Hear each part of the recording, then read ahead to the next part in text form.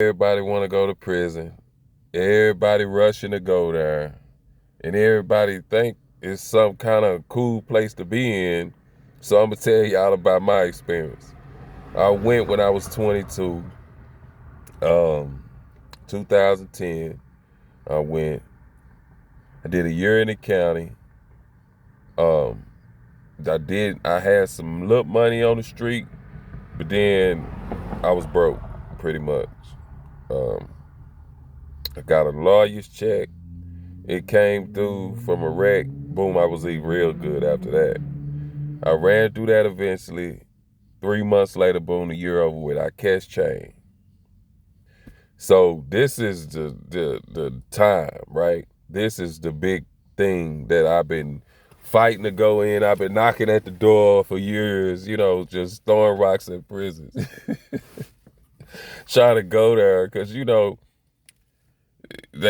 see all the time big swole dudes, tattoos, you know what I mean, and this and that. They tell you this. A lot of them come out and just get things done, and you be like, man, that's what it takes to be a young man. That's what it takes to be tough. That's what it takes to be like you at this pinnacle of gangsterism or manhood or whatever. We think that's what it is, right? So, but anyway, it was nothing like that. I catch chain, scared as fuck, annoyed, you know, interested, intrigued by a few things. When I catch chain, I'm seeing around a lot of people, and I'm intrigued that these people don't know each other. Some people are enemies of other friends, and they getting along. So I'm sitting here realizing we all in the same boat, scared as hell, don't know what's ahead of us, don't know who's on the other side, don't know what we're going to run into. Do we have an enemy over there? Do we have somebody that offended us? Do we, as soon as we come in, do we have to drop our bags and fight? Or is it going to be a big brother trying to take our ass or whatever, right? So to speak. So as being black, I already know my chances are limited of running into, people coming to the door. Hey man, trying to, assist and all that. Cause I already know how we are. We all like that on the street. So I'm thinking like, man, I know I got to fend for myself. That's first thing. I know I have to fend for myself because I know what background I come from. So I'm looking around at other people and they're trying to like already fit into this idea of what prison is.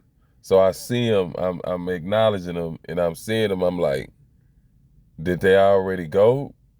Have they already been? Do they know? They act like they prepared or what's coming.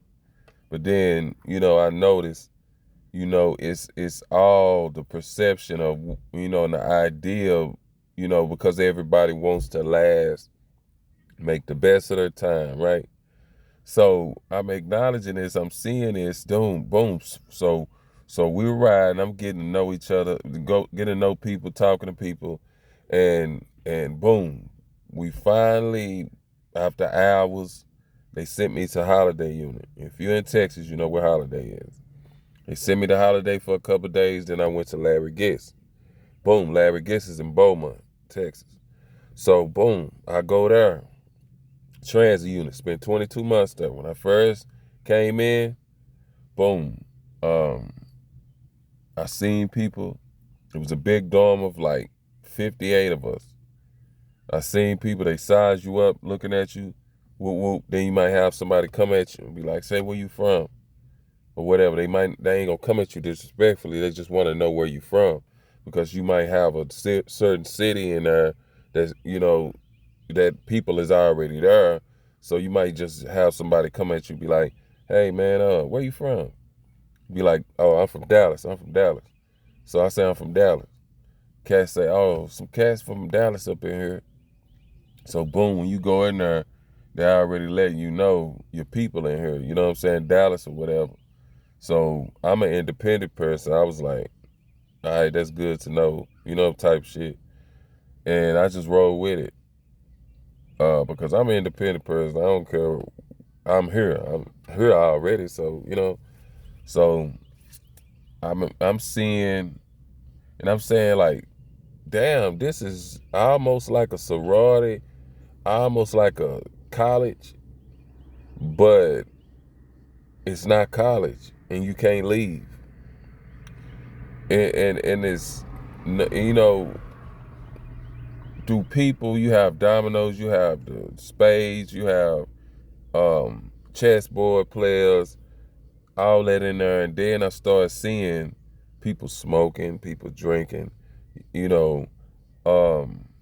I came in, a couple people said that I knew, you know what I'm saying, that I would start talking to, get to know, and they might be in there tattooing. It's illegal to tattoo in there. You seeing this. You might be in there, might be 3 or 4 of y'all, might be 6 of y'all in the cell chilling. Then you see somebody light up a blunt, which is sticks down there. Sticks. This is really not blunts. If you smoking blunts, you got it down there, right? But anyway, people smoking sticks, cigarettes, and then you see a guard walk up to an inmate. They do sexy little gestures. Okay, go around. Then everybody, you know, pretty much got to move out the cell. They let you know, hey man, say man, we'll catch y'all in a little bit, which I ain't a tag along anyway. I'm like, shit, holler at me later or whatever. You know, they be like, yeah, cause I'm not a kiss ass dude. I'm by myself anyway. So they invite me. So I'm seeing this. I'm acknowledging what's going on. Who's the movers and shakers? Who's the dope fiends? Who's the people that make the drink? Who's the, you know, store man? Cause it's people that run stores, people that cook. It's so much stuff. It's people that make beanie caps, hats, clothes. You know, the sewing man, the man that makes his hustle by cleaning your laundry, you know, creasing it out. I'm talking about like free world creases. Man, there's so much stuff in there, it's crazy. But the downside of, you cannot go home. So you forced to deal with all these different personalities unless you kite out. If you kite out, most likely you'll have like, not a red flag on you, but you have a flag on you, kind of like people start being skeptical about you. Like, are you scared or what? So when people start, you run into different people, they say, oh, you was kited off their unit, or they find out you kiting off every unit, you might have some problems because, you know, not, hey man, if there was two problems you accept, that's the problems you accept. But I'm saying in prison, how it go. It's politics and how they do it, right, in prison. That's just the world you in when you in prison. So you might have a problem that you kiting off every unit just because you're bored or whatever. You might run into problems because the word gets around when they see you a few times, different units and all that, and people see you, be like, is he scared or what? So then there, you know, and it's select politicking too, from, you know, who has the money and who don't. So if you're a person coming in the gang thinking that you caught 2 or 3 bodies, and I'm talking to the youngsters, thinking that you're gonna naturally have high rank and respect or something like that with your people when you go in there, it could be a person that comes take your rank only because how much money they have. You understand what I'm saying? It's select politicking on who fed who is who. If they're scared of him, if he can fight, you know, stuff like that. If he a shank, if he got a life sentence, he might be the leader. So you thinking that you climbing up the ranks because you keeping it real, then you can have a child molester, leader, or tank boss that's beating up everything, that can fight good, and probably be a handsome guy, swaggy, whatever you want to call him, but he's still a child molester and they let him in. You think that your morals that you live by, loyalty, will be like that down there once you know, because you spending the rest of your life down there, all you shooters, all you steppers. That's the fate. So I'm getting you ready. I'm priming you, letting you know this is what at stake. And you think it's cool, but you think about thousands and thousands of days going by. You could be going to college. You could be doing something else, having babies. and stuff like that. You could be with your kids. You could be sleeping in your own bed. All that over respect, you lose all that freedom just to be there. Like, we are smarter than that as men. We are smarter than that as people. But my experience in prison, uh, it was awful. I went by people respecting me. I didn't have nothing but a couple problems. I had a few fights. But it was terrible, not only what it did to my mind, because the absence of the things that made me me, I cannot attach that to me anymore. You get what I'm saying? So it was horrible because I like to do what I want to do. And I wasn't able to do that. And for me having to accept that part, was hard for me. And everybody's experience isn't the same. But um it was awful because I couldn't be with my child. When I was released from prison, my child was turning 5. See, I was out for my daughter being in the stomach all the way up to like that. Was it the 8th month? Oh no, the 7th month.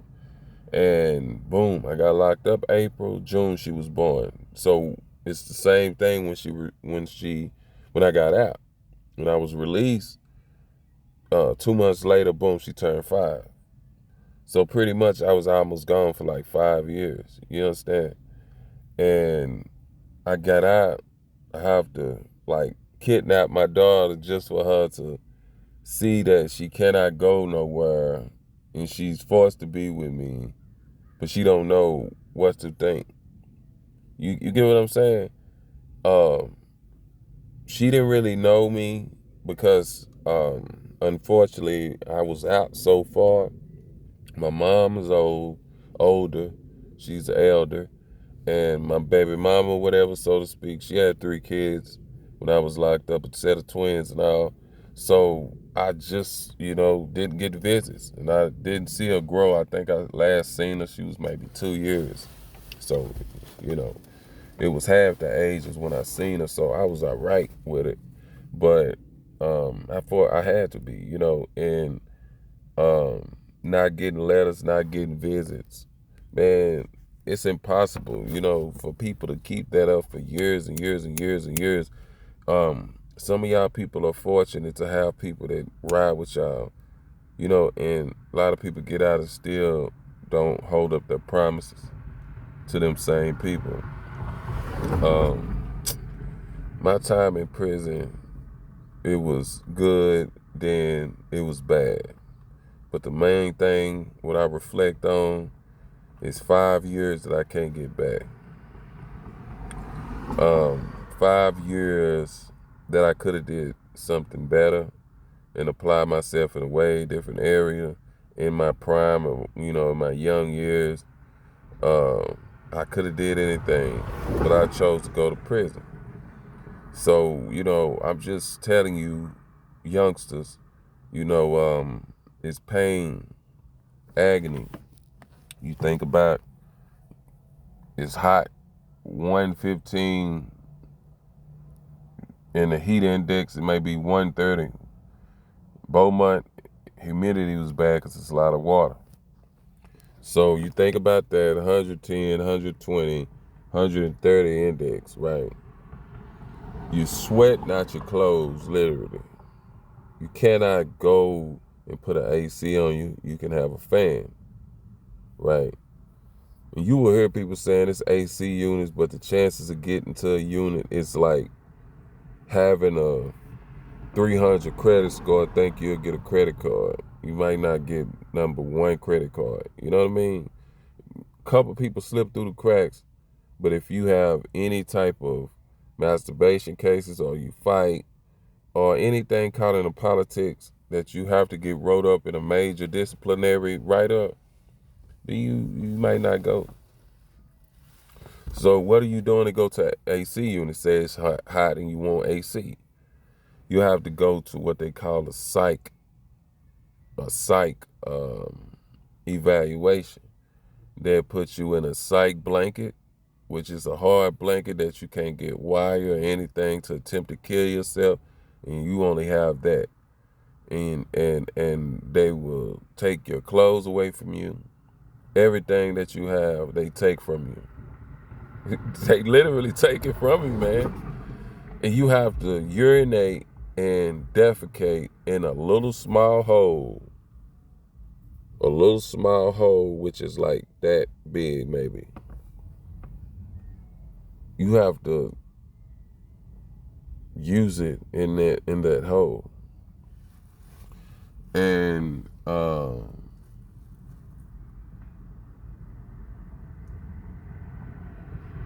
it's crazy that, I went through that. All for the sake, because it was so hot. So I went through that, and then you go through it, and you play the tricks or whatever. Like they prescribed me as Tegretol, right? Because I counted myself as like being angry or having episodes and all that, so they put me on Tegretol. I didn't take it.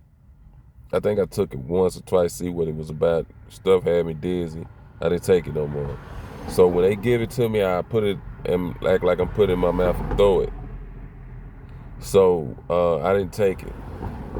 But, I went to the psych ward, and realized that I'm not crazy. People in there will show you that you're not crazy. If you have a bit of sanity in you, a psych ward is definitely not the place you need to go to. But it's so hot in those prisons. It's so hot on those units, especially when you go to the Panhandle, somewhere where it's real hot. Man, it'll feel next to hell, literally. And you think about that, just to endure and say you're a man and you're tough. Think about that, man. For years, days, you have to deal with that. And think about if you on a whole squad, which is tilling the ground or breaking up the soil, switching up the soil or whatever, you out there for hours, working in the whole squad. And they don't pay you anything, which you could be out here working a good job and making decent pay. Just for the only sake of being tough or being real or being down, you endure this shit. And that's what it's all about in the end. It's going to be a dead end road for you. But anyway, I want to keep going on with my story, how it was. It was agony, man, pain.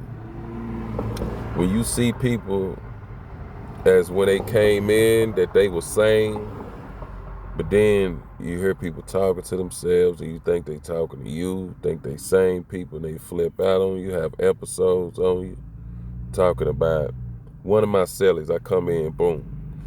They roll the doors, boom. I come in, roll the doors, what's up? All right. So I chill, get in my bunk, boom. They get in there, we sit for a few seconds. Then I say, man, what's up? I'm Anthony. I'm Pat. Whatever I think I told him Pat. So boom. He like, yeah, man, my name Woo Woo. I said, where you from? They said H-Town. I said, I'm from D-Town. Yeah, Woo Woo, that's what's up, man.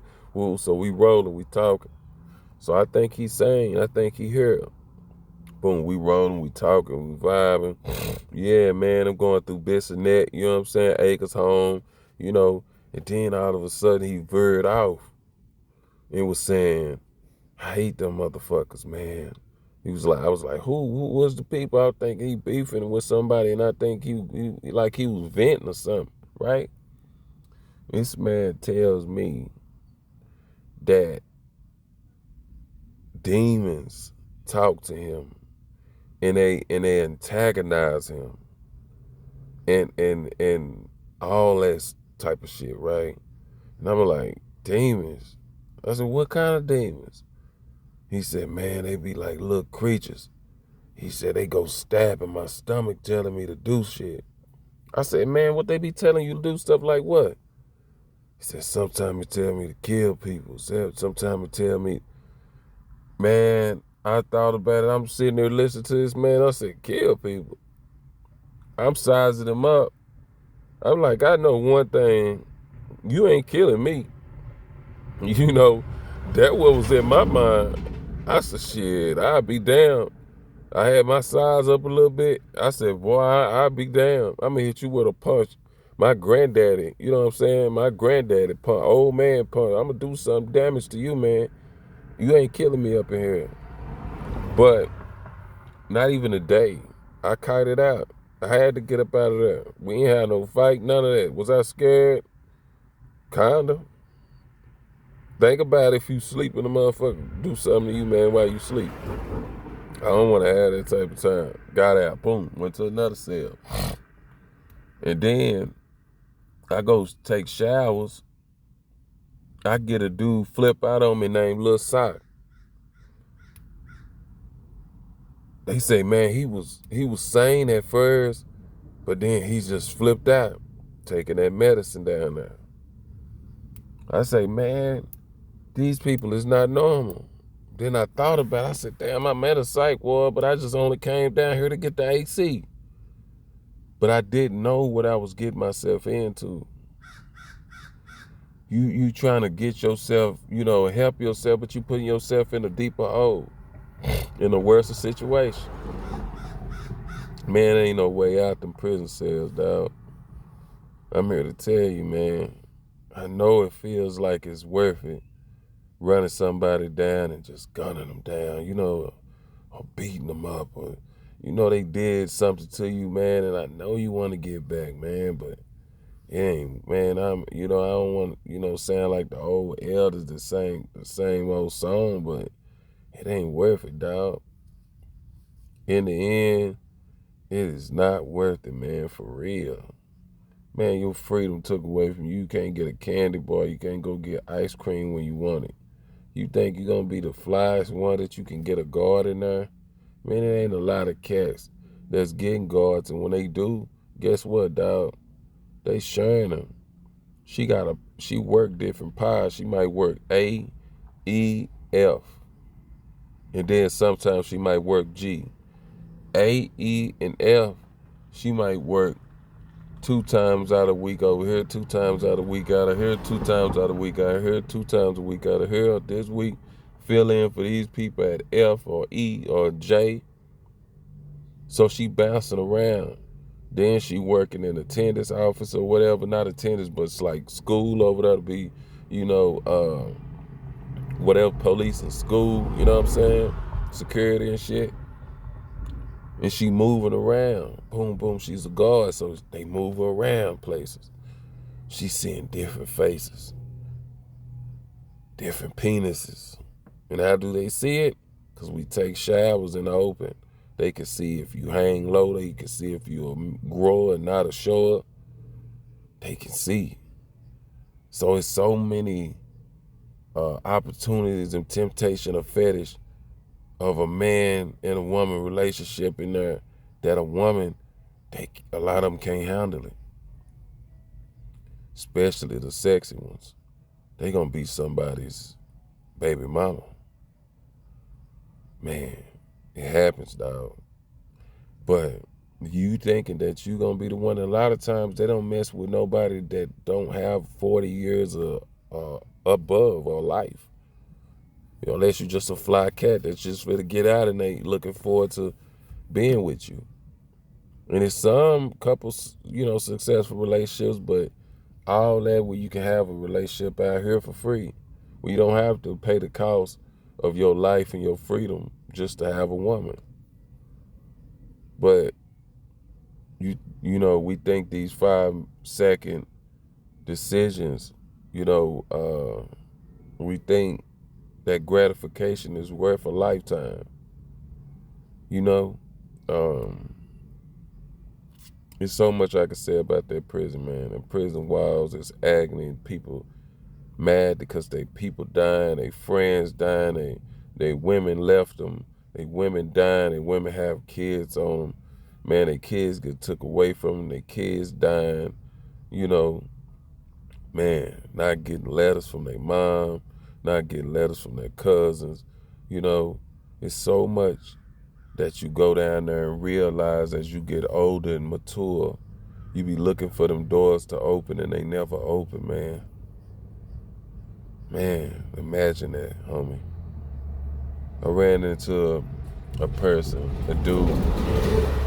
We were vibing. I was catching chain on medical chain because I think I got a little surgery or whatever. Because I usually have, back in the day, I used to have cysts. When I get like little cysts on my skin, little rises or whatever, it got real bad to the point they had to bust it, lance it or whatever, and stitch it back up and all that, right? So I took a medical chain, and boom, when we took that, you have to go to Galveston. So they shipped me on to Galveston, and I end up talking to this dude from Dallas. I said, "Where you from, man?" I said, "I'm from Dallas." So we ride. He said, "Who you know?" I said, "Man, I know people from Dixon Circle. Woo, woo, woo, woo. A lot of my family from Dixon." So he said, "Yeah, nigga, I'm from Dixon." I was like, "Yeah, that's what's up, man." I forgot what they call him, but I was riding with him, talking to him, woo, woo, woo, woo, woo, woo. Who going down through there talking about who we know. And then, boom, we talked. He said something about like the 90s, something like 95. Mind you, I'm 37. I was born in 87. So maybe what he was talking about in 95, I was just 8, 9, 10 years old. Think about it. But I already know kind of what he was getting to. So once he said that, boom, I'm already thinking like, this an old nigga. You know what I'm saying? So we chopping it up. Boom. And he was like, yeah, man, I remember when I was out, uh, we used to sell dope over here and do this and do that over there in these apartments and all that. I said, damn, that sounded like a story my pops told me or some shit, right? So I said, we were talking. I said, yeah, man, yeah, woo, woo, woo. And he was like, yeah, my partner is like my family G code or whatever. He got killed or whatever. So I'm like, yeah, man, we talking. He was like, yeah, man, that's fucked up. So then I say, man, how much time you got, man? You hit that world in a minute or what? He said, man, I got a life sentence without parole. Fuck me up. Then on that same sentence, I never been to prison other than that, just one time, right? I ended up running into another dude. You know what? How much time they gave him? 3 life sentences, man. I have, which is my like step nephew. He got like 90 years, 92. Man, these people's not playing. They're giving 370 some years. Think about if you have a good person that you in there with, that you riding with, and they show their parole date and they say 9999999. Man, that's some experience that I had in there. I had a couple fights. I never had an experience where somebody tried to take my manhood.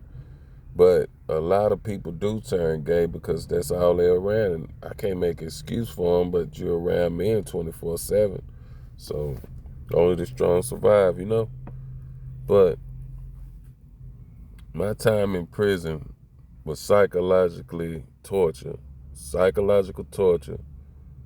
Um, Physically, I was okay. I just know I'm getting older. Um, Spiritually, it affected me only because sometimes you will be almost pushed to situations where it goes against your moral code, which your morals is, right? And you will see things, people get taken advantage of, people that you sit there talking to and cool and they gay. They might be the girls, sissies, but, they seem like upstanding dudes, right? Drug addicts, people that got beat up, beat down, and you see it with your own eyes, but you can't do anything about it. Because when you first came in there, you knew it was every man for themselves. It's all what you make it, but it's not beating out of here, man. The pain and whatever you go through out here is all right, man. You have your freedom. You have a chance to, lay your mark. Man, it's no pleasure in letting somebody rule your life for you. Live your life how you want to live it. Man, and stay from that penitentiary, man. Stay out that prison, because that prison got something for you, man. I'm telling you. Time and time passed by, man. There's nothing you can do about it. You just, that's gonna be your forever house. That's your, when people ask for your address, you put TDCJ, and it's not a good life to live, man. But unfortunately, a lot of people just will have to, experience that experience. But like, share, subscribe, man. Show somebody that might can help them. I hope it helped y'all.